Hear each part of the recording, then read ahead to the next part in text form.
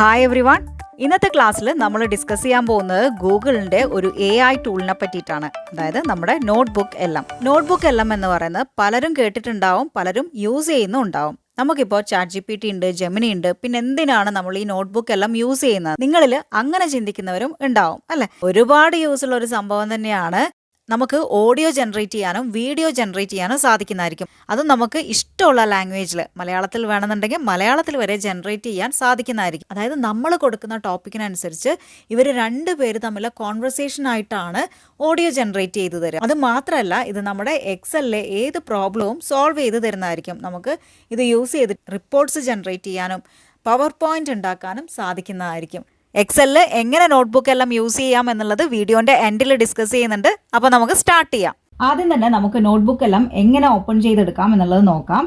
അതിനു വേണ്ടിയിട്ട് നമ്മുടെ ബ്രൗസർ ഏതാണോ അതൊന്ന് ഓപ്പൺ ചെയ്യാം. ഞാനിവിടെ ഗൂഗിളിൽ നോട്ട്ബുക്ക് എല്ലാം എന്ന് പറഞ്ഞിട്ട് സെർച്ച് ചെയ്യുകയാണ്. ഇതിൽ ഫസ്റ്റ് വരുന്ന സെർച്ച് റിസൾട്ട് ആണ് നമ്മുടെ നോട്ട്ബുക്ക് എല്ലാമിന്റെ ലിങ്ക് എന്ന് പറയുന്നത്. അതൊന്ന് ക്ലിക്ക് ചെയ്തിട്ടുണ്ടെങ്കിൽ ഇങ്ങനെയുള്ള ഒരു ഇന്റർഫേസിലേക്കാണ് നിങ്ങൾ എത്തുക. അതിൽ ട്രൈ നോട്ട്ബുക്ക് എല്ലാം എന്നുള്ളത് ക്ലിക്ക് ചെയ്യുക. ദെൻ നമുക്ക് കിട്ടുന്ന ഇങ്ങനെയുള്ള ഒരു വിൻഡോ ആണ്. ഇനി ഇതല്ലാതെ മറ്റൊരു രീതിയിൽ നമുക്ക് ഓപ്പൺ ചെയ്യാം. അതായത് നമ്മുടെ ജിമെയിൽ എടുക്കുക, അതിൽ ഗൂഗിൾ ആപ്സ് എന്ന് പറയുന്ന ഈ ഒരു പോർഷനിലേക്ക് വരിക. അവിടെ ഒന്ന് ക്ലിക്ക് ചെയ്ത് കൊടുക്കുന്നു. Then scroll down. അപ്പോൾ നമുക്ക് കാണാം താഴെയായിട്ട് നോട്ട്ബുക്ക് എല്ലാമിന്റെ ഈ സിമ്പിൾ, അതൊന്ന് ക്ലിക്ക് ചെയ്ത് കൊടുക്കാം. ഇങ്ങനെയും നമുക്ക് നോട്ട്ബുക്ക് എല്ലാം എടുക്കാവുന്നതാണ്. ഇതാണ് നമ്മുടെ സ്റ്റാർട്ടിംഗ് വിൻഡോ എന്ന് പറയുന്നത് അല്ലേ. അപ്പോൾ ഇതിൽ നമുക്ക് കാണാം ഫീച്ചേർഡ് നോട്ട്ബുക്സ് എന്ന്. അതായത് ഈ വിൻഡോയിൽ നമ്മൾ മുഴുവനായിട്ട് കാണുന്നത് ഫീച്ചേർഡ് നോട്ട്ബുക്സിൻ്റെ അങ്ങനെയുള്ള ഒരു കളക്ഷനാണ് അല്ലേ. അതായത് ഫീച്ചേർഡ് നോട്ട്ബുക്സ് സിമ്പിളായിട്ട് പറയുകയാണെന്നുണ്ടെങ്കിൽ നമുക്ക് ഈ നോട്ട്ബുക്ക് എല്ലാം തന്നെ പ്രൊവൈഡ് ചെയ്യുന്ന കുറേ നോട്ട്ബുക്സ് ആണ്. അതായത് അവരുടെ ഡെമോ പ്രൊജക്ട്സ് നമുക്ക് വേണ്ടി അവർ കുറേ ടോപ്പിക്കുകൾ നോട്ട്ബുക്സ് ആക്കി വെച്ചിരിക്കുകയാണ്. ഇതിലേതെങ്കിലും ഒരു ടോപ്പിക്കിനെ പറ്റിയിട്ട് നമുക്ക് പഠിക്കണം എന്നുണ്ടെങ്കിൽ എന്താണ്, ജസ്റ്റ് അതൊന്ന് ക്ലിക്ക് ചെയ്ത് കൊടുക്കുക. അതുപോലെ ഒന്ന് ക്ലിക്ക് ചെയ്തിട്ടുണ്ടെങ്കിൽ നമുക്കിവിടെ ലെഫ്റ്റ് സൈഡിലായിട്ട് ഇതിൻ്റെ സോഴ്സസ് കംപ്ലീറ്റ് കാണാം. ഇവിടെ തന്നെ പറയുന്നുണ്ട് 36 സോഴ്സസിൽ നിന്ന് ഉള്ള ഇൻഫോർമേഷൻസ് ആണ് ഇതൊക്കെ തന്നെയും അല്ലേ. അപ്പോൾ 36 റിസോഴ്സസ് ഉണ്ട്. അത് മാത്രമല്ല, അതിനെപ്പറ്റി എന്തെങ്കിലും കൂടുതലായിട്ട് അറിയണമെങ്കിൽ സ്റ്റാർട്ട് ടൈപ്പിംഗ് ആ ഒരു ഏരിയയിൽ നമുക്ക് ടൈപ്പ് ചെയ്ത് ചോദിക്കാം. ഇനി റൈറ്റ് സൈഡിലായിട്ട് പിന്നെയും ഒരുപാട് ഓപ്ഷൻസ് ഉണ്ട്. ഇതൊക്കെ നമ്മൾ ഡീറ്റെയിൽ ആയിട്ട് നമ്മൾ നോട്ട്ബുക്ക് ക്രിയേറ്റ് ചെയ്യുമ്പോൾ നമുക്ക് നോക്കാം. അപ്പോൾ ഇതിൽ നിന്ന് തൽക്കാലം ഞാൻ എക്സിറ്റ് ചെയ്യുകയാണ്. ഇനി ഞാൻ തിരിച്ചു പോകാൻ വേണ്ടിയിട്ട് ഈ ഒരു സിമ്പിളിലൊന്ന് ക്ലിക്ക് ചെയ്ത് കൊടുത്തിട്ടുണ്ടെങ്കിൽ നമ്മൾ വീണ്ടും നമ്മുടെ ഈ ഒരു വിൻഡോയിലേക്ക് വരുന്നതായിരിക്കും. ഇനി നമുക്ക് നമ്മുടേതായിട്ടുള്ള ഒരു നോട്ട്ബുക്ക് ക്രിയേറ്റ് ചെയ്ത് പഠിക്കാം. എങ്ങനെയാണ് ചെയ്യുക എന്നുള്ളത് നോക്കാം. അതിന് വേണ്ടിയിട്ട് ക്രിയേറ്റ് ന്യൂ എന്നുള്ള ഈ ഓപ്ഷനിലൊന്ന് ക്ലിക്ക് ചെയ്ത് കൊടുക്കുന്നു. ക്രിയേറ്റിംഗ് യുവർ നോട്ട്ബുക്ക് എന്ന് പറഞ്ഞിട്ട് വന്നിട്ടുണ്ട്. ഇതിൽ ഫസ്റ്റ് തന്നെ ഇങ്ങനെയുള്ള ഒരു സ്മോൾ വിൻഡോ ആണ് വരിക. ഇതിൽ നമുക്ക് കാണാം search the web for new sources എന്നുള്ള ഓപ്ഷൻ കാണാം, അല്ലെങ്കിൽ ഡ്രോപ്പ് യുവർ ഫയൽസ് എന്നുള്ള ഓപ്ഷൻ കാണാം അല്ലേ. നമുക്കൊരു പുതിയ ടോപ്പിക്ക് കിട്ടി, അതിനെ പറ്റിയിട്ട് സെർച്ച് ചെയ്ത് പഠിക്കാനാണെങ്കിൽ നമുക്കിവിടെ ഒന്ന് സെർച്ചിൽ കൊടുക്കാം. അതല്ല, നമ്മുടെ കയ്യിൽ ഓൾറെഡി ഒരു PDF അല്ലെങ്കിൽ എന്തെങ്കിലും ഒരു ലിങ്കോ അവൈലബിൾ ആണെന്നുണ്ടെങ്കിൽ അതും നമുക്കിതിലേക്ക് അപ്ലോഡ് ചെയ്ത് കൊടുക്കാം. ഞാനിപ്പോൾ വെബ് എന്നുള്ള ഓപ്ഷൻ, അതായത് ഇവർ സെർച്ച് ചെയ്തോട്ടെ, നമുക്ക് ടോപ്പിക് അങ്ങ് കൊടുക്കാം അല്ലേ. ഞാനിവിടെ നിപ്പ വൈറസ് എന്ന് ടൈപ്പ് ചെയ്ത് കൊടുക്കുകയാണ്. ദെൻ എൻ്റർ കീ പ്രസ് ചെയ്യുന്നു, അല്ലെങ്കിൽ നമ്മൾ ഈ ഒരു സ്മോൾ ആരോ കീ ഒന്ന് ക്ലിക്ക് ചെയ്ത് കൊടുക്കുക. റിസർച്ചിങ് വെബ്സൈറ്റ്സ് എന്ന് പറഞ്ഞിട്ട് നമുക്ക് കാണാം. നമ്മുടെ സോഴ്സസ് ഒക്കെ തന്നെയും ഇവിടെ വരുന്നതായിരിക്കും. കംപ്ലീറ്റ് ആയിട്ടുണ്ട്. ഇവിടെ വ്യൂ എന്നുള്ളത് ഒന്ന് ക്ലിക്ക് ചെയ്ത് കൊടുക്കാം. ഇവർ എടുത്തിട്ടുള്ള എല്ലാ സോഴ്സും ഇവിടെ ലെഫ്റ്റ് സൈഡിലായിട്ട് കാണാൻ സാധിക്കുന്നതായിരിക്കും. ഈ സെലക്ട് ഓൾ എന്നുള്ള ടിക്ക് മാർക്ക് ഞാനൊന്ന് മാറ്റി കൊടുക്കുകയാണ്. അതിനുശേഷം ഇതിൽ നിന്ന് എനിക്ക് ഏത് സോഴ്സ് ആണോ വേണ്ടത് അത് മാത്രം ഞാനൊന്ന് സെലക്ട് ചെയ്ത് കൊടുക്കാം. ഈ ലിങ്ക് ഒന്ന് ക്ലിക്ക് ചെയ്തിട്ടുണ്ടെങ്കിൽ നിങ്ങൾക്ക് കറസ്പോണ്ടിങ് ലിങ്ക് ഉള്ള ആ ഒരു സോഴ്സിലേക്ക് തന്നെ നിങ്ങൾ എത്തുന്നതായിരിക്കും, ആ വെബ്സൈറ്റിലേക്ക് തന്നെ നിങ്ങൾ എത്തുന്നതായിരിക്കും. ഞാനിപ്പോൾ ഇതിൽ നിന്ന് 2 ലിങ്ക് മാത്രം ഒന്ന് സെലക്ട് ചെയ്ത് കൊടുക്കുകയാണ്. കറൻ്റ്ലി ഇവിടെ നമുക്ക് കാണാൻ സാധിക്കുന്നത് 0 സോഴ്സസ് എന്നാണ്. ഈ 2 സെലക്ട് ചെയ്ത് ഇമ്പോർട്ട് ചെയ്യുമ്പോൾ നോക്കിക്കോളാം 2 സോഴ്സസ് എന്നുള്ളതായി അല്ലേ. ഇനി നമുക്കിതിലേക്ക് വീണ്ടും സോഴ്സസ് ആഡ് ചെയ്യണമെന്നുണ്ടെങ്കിൽ ആഡ് സോഴ്സസ് എന്നുള്ളത് ക്ലിക്ക് ചെയ്ത് കൊടുക്കുക. ഇത്തവണ ഞാൻ ആഡ് ചെയ്യാൻ പോകുന്നത് ഒരു PDF ഡോക്യുമെൻ്റ് ആണ്. അതായത് ഞാൻ ഓൾറെഡി നിപ്പ വൈറസിനെ പറ്റിയിട്ട് ഒരു PDF ഡോക്യുമെൻ്റ് ഡൗൺലോഡ് ചെയ്ത് വെച്ചിട്ടുണ്ട്. അതാണ് ഞാൻ ഇപ്രാവശ്യം സോഴ്സ് ആയിട്ട് ആഡ് ചെയ്യാൻ പോകുന്നത്. അതിൽ അപ്ലോഡ് ഫയൽസ് എന്നുള്ള ഓപ്ഷൻ ഒന്ന് സെലക്ട് ചെയ്ത് കൊടുക്കുക. നമ്മുടെ ഫയൽ എവിടെയാണോ ഉള്ളത് അതൊന്ന് സെലക്ട് ചെയ്ത് കൊടുക്കുക. ഇതാ നമ്മുടെ PDF ഡോക്യുമെൻ്റ് ഇവിടെ വന്നു കഴിഞ്ഞു. ഇപ്പോൾ നമുക്കിവിടെ കാണാം 3 സോഴ്സസ് ആയിന്ന് അല്ലേ. അപ്പോൾ അങ്ങനെയാണ് നമ്മൾ PDF ഡോക്യുമെൻറ്റിനെ സോഴ്സായിട്ട് സെലക്ട് ചെയ്ത് കൊടുക്കുന്നത്. ഇനിയിപ്പോൾ അടുത്ത ഓപ്ഷൻ എന്ന് പറയുന്നത് ഒരു ലിങ്ക് കൊടുക്കുക എന്നുള്ളതാണ്. ഒന്നുകിൽ അതൊരു വെബ്സൈറ്റ് ലിങ്ക് ആവാം, അല്ലെങ്കിൽ യൂട്യൂബിൽ ഏതെങ്കിലും ഈ നിപ്പ വൈറസ് റിലേറ്റഡ് ആയിട്ടുള്ള ഏതെങ്കിലും ഒരു വീഡിയോ, നല്ലൊരു വീഡിയോ ഉണ്ടെന്ന് കരുതുക. അങ്ങനെയാണെങ്കിൽ ആ ലിങ്ക് വരെ നമുക്കിതിലേക്ക് കൊടുക്കാൻ, അതായത് സോഴ്സായിട്ട് ആഡ് ചെയ്ത് കൊടുക്കാൻ സാധിക്കുന്നതായിരിക്കും. ഞാനിപ്പോൾ ഇവിടെ ഒരു വീഡിയോൻ്റെ ലിങ്ക് കോപ്പി ചെയ്ത് വെച്ചിട്ടുണ്ട്. ദെൻ നമ്മൾ എന്താ ചെയ്യേണ്ടതെന്ന് വെച്ചാൽ നേരത്തെ എടുത്തതുപോലെ തന്നെ ആഡ് സോഴ്സസ് ക്ലിക്ക് ചെയ്ത് കൊടുക്കുക. ലിങ്കിൻ്റെ സിമ്പിൾ കാണാം അല്ലേ, അവിടെ ഒരു യൂട്യൂബും ലിങ്കിൻ്റെയൊക്കെ സിമ്പിൾ കാണാം. അപ്പോൾ അതൊന്ന് ക്ലിക്ക് ചെയ്ത് കൊടുത്തതിന് ശേഷം അവിടെ നമ്മുടെ ലിങ്ക് ഒന്ന് പേസ്റ്റ് ചെയ്ത് കൊടുക്കാം. ദെൻ ഇൻസേർട്ട് എന്നുള്ളത് ക്ലിക്ക് ചെയ്ത് കൊടുക്കുക. ഇതാ ഇപ്പോൾ നമുക്ക് 4 സോഴ്സസ് കാണാവുന്നതാണ്. അപ്പോൾ എങ്ങനെ different types of swords add ചെയ്ത് കൊടുക്കാം എന്നുള്ളത് നമ്മൾ കണ്ടു കഴിഞ്ഞു അല്ലേ. ഇനി നമുക്ക് ഈ ഒരു റൈറ്റ് സൈഡിലുള്ള ഓപ്ഷൻസ് എന്തൊക്കെയാണെന്നുള്ളത് നോക്കാം. നമുക്ക് ആദ്യമായിട്ട് കാണുന്നത് ഓഡിയോ ഓവർവ്യൂ എന്നുള്ളതാണ് അല്ലേ. അപ്പോൾ ഞാനിവിടെ നമ്മുടെ ഓഡിയോ ഓവർവ്യൂ എന്നുള്ളത് ക്ലിക്ക് ചെയ്ത് കൊടുത്തിട്ടുണ്ട്. ഇവിടെ ജനറേറ്റിംഗ് ഓഡിയോ ഓവർവ്യൂ എന്നുള്ളത് നമുക്ക് കാണാം. അപ്പോൾ അതവിടെ ജനറേറ്റ് ആവട്ടെ. അതിനിടയ്ക്ക് നമുക്ക് എന്തോ നോക്കാം, മൈൻഡ് മാപ്പ് എന്നുള്ള ഈ സംഭവം ഒന്ന് ക്ലിക്ക് ചെയ്ത് കൊടുക്കാം.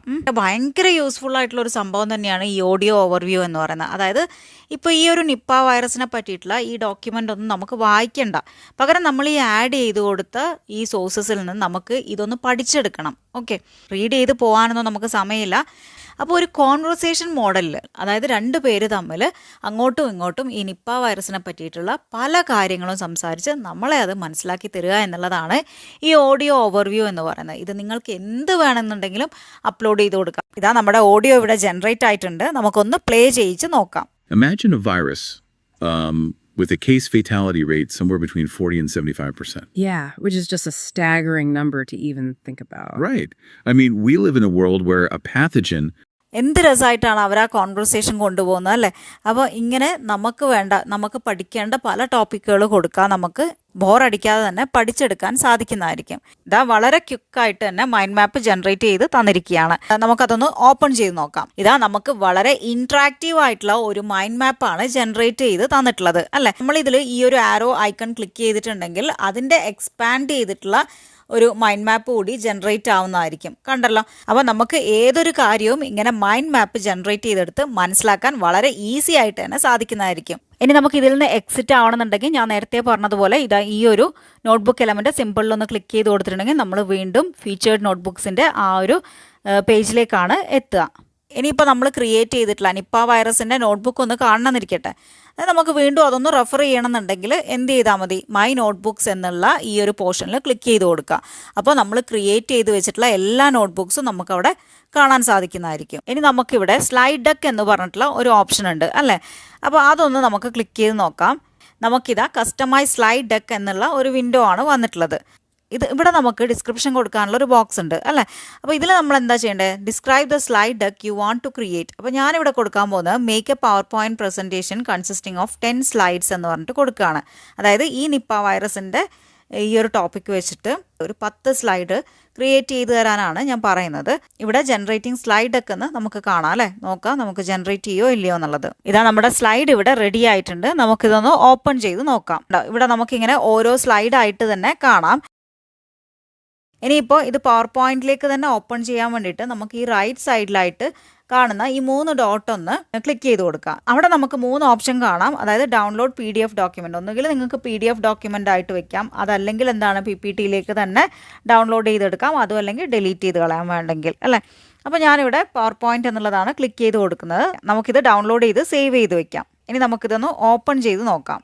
ഇതാ നമുക്ക് നല്ലൊരു പവർ പോയിന്റ് സ്ലൈഡ് തന്നെ കിട്ടിയിട്ടുണ്ട്. അതും നമ്മൾ കൊടുത്ത സോഴ്സിൽ നിന്ന് തന്നെയാണ് നമുക്ക് പവർ പോയിന്റ് ക്രിയേറ്റ് ചെയ്ത് തന്നിട്ടുള്ളത്. അപ്പോൾ നിങ്ങളും ഇനി പവർ പോയിന്റ് ഉണ്ടാക്കുന്ന സമയത്ത് ഇതൊന്ന് ട്രൈ ചെയ്ത് നോക്കുക. ഇനി നമുക്ക് എല്ലാവർക്കും ഉള്ളൊരു ഡൗട്ടാണ്, നോട്ട്ബുക്ക് എല്ലാം മലയാളത്തിൽ എക്സ്പ്ലെയിൻ ചെയ്യുമോ എന്നുള്ളത് അല്ലേ. എന്നാൽ നോട്ട്ബുക്ക് എല്ലാം മലയാളത്തിലും എക്സ്പ്ലെയിൻ ചെയ്യുന്നതായിരിക്കും. അപ്പോൾ അതിന് വേണ്ടിയിട്ട് നമ്മൾ ക്രിയേറ്റ് നോട്ട്ബുക്ക് എന്നുള്ള ഓപ്ഷൻ വീണ്ടും എടുക്കുകയാണ്.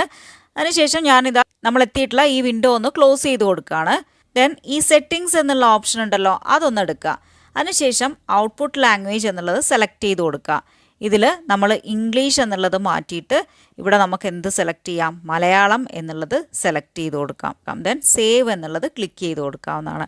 ഇനി നമ്മൾ ഇവിടെ എന്ത് ചോദിച്ചാലും നമുക്ക് ആൻസർ തരിക ഇത് മലയാളത്തിലായിരിക്കും. അപ്പോൾ നമ്മൾ നേരത്തെ കണ്ട ഓഡിയോ ഒക്കെ ഇംഗ്ലീഷിലായിരുന്നു അല്ലേ. അപ്പോൾ ഇനി നമ്മൾ എന്താണോ, അതായത് ഓഡിയോ ജനറേറ്റ് ചെയ്താലും വീഡിയോ ജനറേറ്റ് ചെയ്താലും ഒക്കെ തന്നെയും അതെന്തിലായിരിക്കും, മലയാളത്തിൽ തന്നെ ആയിരിക്കും. ഞാനിപ്പോൾ ഇവിടെ ചെയ്യാൻ പോകുന്നത് എൻ്റെ കയ്യിലുള്ള ഒരു ഓപ്പറേറ്റിംഗ് സിസ്റ്റത്തിൻ്റെ PDF ഇതിലേക്ക് അപ്ലോഡ് ചെയ്ത് കൊടുക്കുകയാണ്. എന്നിട്ട് നമുക്ക് നോക്കാം ഇത് മലയാളത്തിൽ എക്സ്പ്ലെയിൻ ചെയ്യോ ഇല്ലയോ എന്നുള്ളത്. ഞാനിതാ ഓപ്പറേറ്റിംഗ് സിസ്റ്റത്തിൻ്റെ ഒരു PDF ഇവിടെ അപ്ലോഡ് ചെയ്ത് കൊടുത്തിട്ടുണ്ട്. എപ്പോൾ നമ്മൾ അപ്ലോഡ് ചെയ്ത് കൊടുത്താലും അതിനെ പറ്റിയിട്ടുള്ള ഒരു സമ്മറി നമുക്കിവിടെ കിട്ടുന്നതായിരിക്കും. അത് നമുക്ക് മലയാളത്തിൽ തന്നെയാണ് ഇവിടെ കിട്ടിയിട്ടുള്ളത്.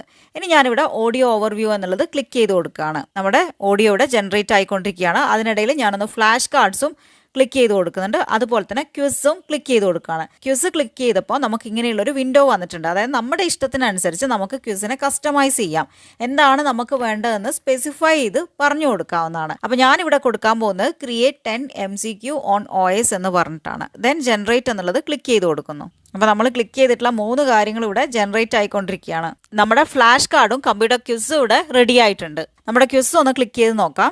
ഇതാ മലയാളത്തിൽ തന്നെ ഒരു 10 MCQ നമുക്കിവിടെ ജനറേറ്റ് ആയിട്ടുണ്ട്. ഇത് നമുക്ക് ഇങ്ങനെ തന്നെ ആൻസർ ചെയ്ത് നോക്കാം. കണ്ടോ, നമ്മൾ കറക്റ്റ് ആൻസർ പറഞ്ഞിട്ടുണ്ടെങ്കിൽ ദാറ്റ് ഈസ് റൈറ്റ് എന്ന് പറഞ്ഞിട്ട് ഗ്രീൻ കളറിൽ വരുന്നുണ്ട്. നെക്സ്റ്റ് അടിച്ചിട്ടുണ്ടെങ്കിൽ നെക്സ്റ്റ് ക്വസ്റ്റ്യനിലേക്ക് പോകുന്നതായിരിക്കും.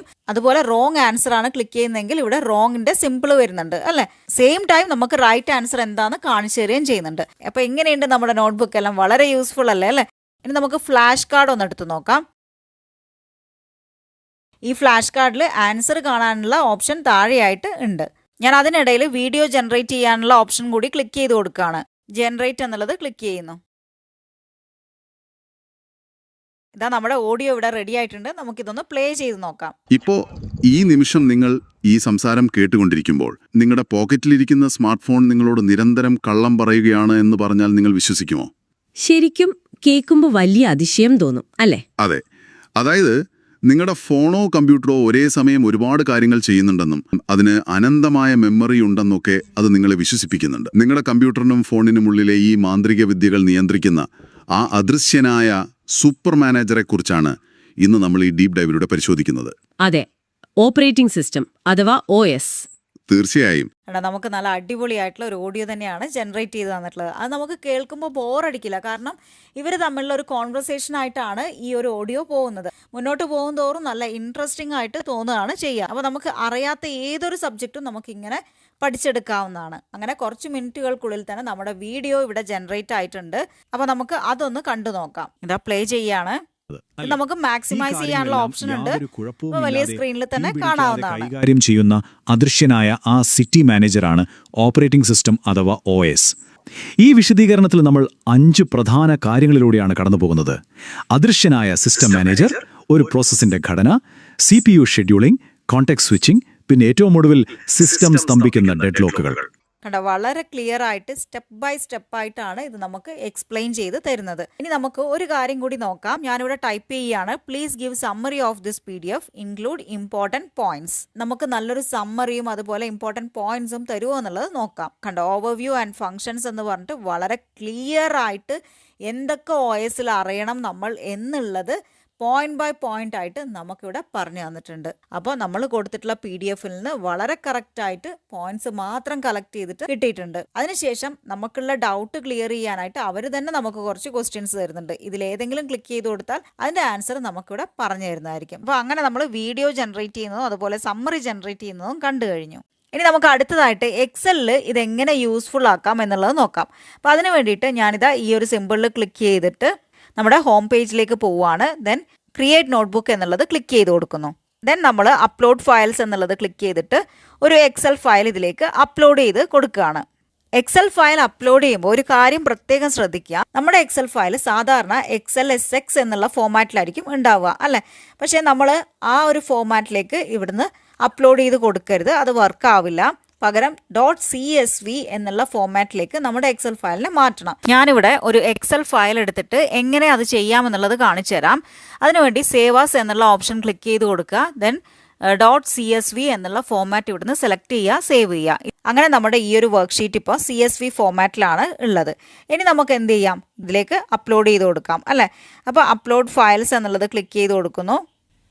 നമ്മുടെ CSV ഫയൽ ഇവിടെ സെലക്ട് ചെയ്ത് കൊടുക്കുന്നു. നമുക്ക് ഈ ഒരു വിൻഡോൻ്റെ ലെഫ്റ്റ് സൈഡിലായിട്ട് കാണാം emp.csv എന്നുള്ള നമ്മുടെ എക്സൽ ഫയൽ അല്ലേ. ഇത് അപ്ലോഡ് ചെയ്ത് കൊടുത്ത ഉടനെ തന്നെ നമുക്ക് ഇതിൻ്റെ ഒരു സമ്മറി കിട്ടിയിട്ടുണ്ട്. എന്താണ് ഈ ഒരു എക്സൽ വർക്ക്ഷീറ്റ് കൊണ്ട് ഉദ്ദേശിക്കുന്നതെന്നുള്ള ഒരു സമ്മറി നമുക്ക് ജനറേറ്റ് ചെയ്ത് തന്നിട്ടുണ്ട്. അപ്പോൾ ഞാനിവിടെ കൊടുക്കുന്ന ആദ്യത്തെ പ്രോംപ്റ്റ് എന്ന് പറയുന്നത് ലിസ്റ്റ് ഓൾ ദ ഡിപ്പാർട്ട്മെൻറ്റ്സ് എന്ന് പറഞ്ഞിട്ടാണ്. നമുക്ക് നോക്കാം എങ്ങനെയാണ് ഇത് വർക്ക് ആവുക എന്നുള്ളത്. ഇതാ നമുക്ക് എല്ലാ ഡിപ്പാർട്ട്മെൻറ്റ്സും ഇവിടെ ലിസ്റ്റ് ചെയ്ത് തന്നിട്ടുണ്ട് അല്ലേ. ഇനി അടുത്തതായിട്ട് ഞാൻ കൊടുക്കാൻ പോകുന്ന പ്രോംപ്റ്റ് എന്ന് പറയുന്നത് how many employees are in this file എന്നുള്ളതാണ്. ഇതാ 12 എംപ്ലോയീസ് ആണുള്ളത് എന്ന് പറഞ്ഞിട്ട് നമുക്ക് വളരെ ക്വിക്കായിട്ട് തന്നെയുള്ള ഒരു റെസ്പോൺസ് ഇവിടെ കിട്ടിയിരിക്കുകയാണ്. ഇനി അടുത്തതായിട്ട് who has the highest salary എന്ന് പറഞ്ഞിട്ടുള്ള ഒരു പ്രോംപ്റ്റ് ആണ് കൊടുക്കുന്നത്. അതിനും വളരെ കറക്റ്റായിട്ട് എറിക്കാണ്. അദ്ദേഹം വാങ്ങുന്ന സാലറി എത്രയാണെന്ന് കൂടി നമുക്കിവിടെ പറഞ്ഞു തന്നിട്ടുണ്ട്. അപ്പോൾ നമ്മൾ ചോദിക്കുന്ന എല്ലാ ക്വസ്റ്റിനും ഇത് വളരെ ക്വിക്കായിട്ട് തന്നെ ആൻസർ തന്നിരിക്കുകയാണ്. How many employees work in each department എന്ന് പറഞ്ഞ് ഒരു പ്രോംപ്റ്റ് കൂടി കൊടുക്കുകയാണ്. കണ്ട, അതും വളരെ കറക്റ്റായിട്ട് തന്നെ തന്നിട്ടുണ്ട്. ഇനി ഈ എക്സൽ ഫയൽ നിങ്ങൾക്ക് വേണമെന്നുണ്ടെങ്കിൽ CSV ഫോർമാറ്റിൽ തന്നെ ഞാൻ ഡിസ്ക്രിപ്ഷനിൽ ഇടുന്നതായിരിക്കും, നിങ്ങൾക്ക് നോക്കാം.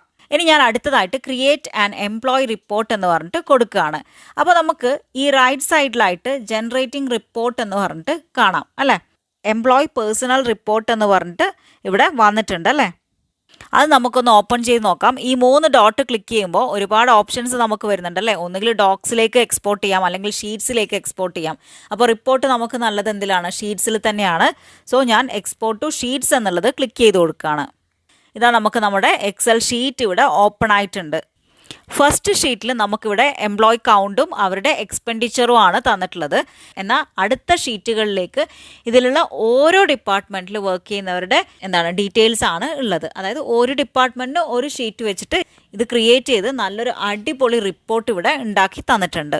അപ്പോൾ എക്സലിൽ വർക്ക് ചെയ്യുന്നവർക്കും നമ്മുടെ നോട്ട്ബുക്ക് എല്ലാമിനെ വളരെ യൂസ്ഫുൾ ആക്കി മാറ്റാവുന്നതാണ്. അപ്പോൾ ഇന്നത്തെ ക്ലാസ് എല്ലാവർക്കും യൂസ്ഫുൾ ആയിരിക്കുമെന്ന് വിചാരിക്കുന്നു. നെക്സ്റ്റ് ക്ലാസ്സിൽ നല്ലൊരു ടോപ്പിക്കുമായിട്ട് കാണാം. So thank you for watching. By.